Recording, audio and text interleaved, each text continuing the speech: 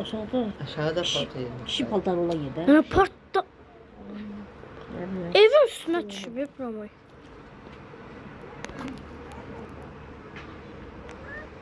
Orada işləyir. Pisim. Orada patladı, orada patladı. Oy da qorxdum. Yaxşı yerdən partladı video çəkdiyim yerdən. Orada da top var. Ay pisim Allah. Aynen evin üstü yandı. İyisi buraya gidelim. Aynen korktum. Korkunçtu. Şimdi videonun şey ettirim. Otun ilə. Çekirdim.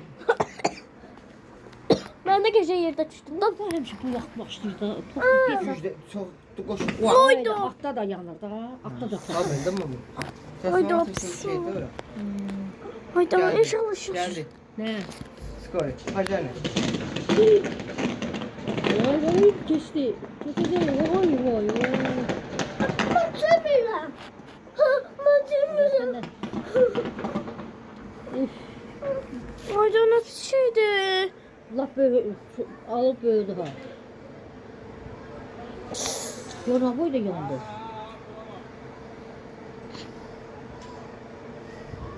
Ne kızın anası?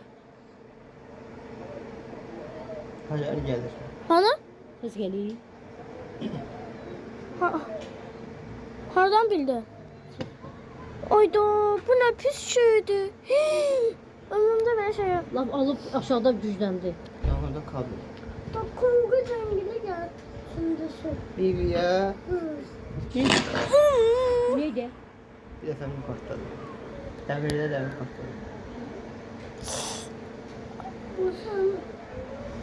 Tamam. Yandı. Yandı.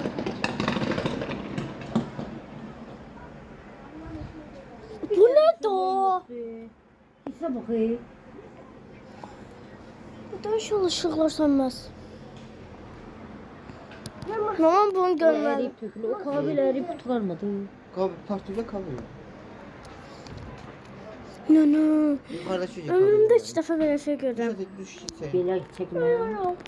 Gel vulkan partladı. Gel ne bileyim ora partladı. Səsin düşüb.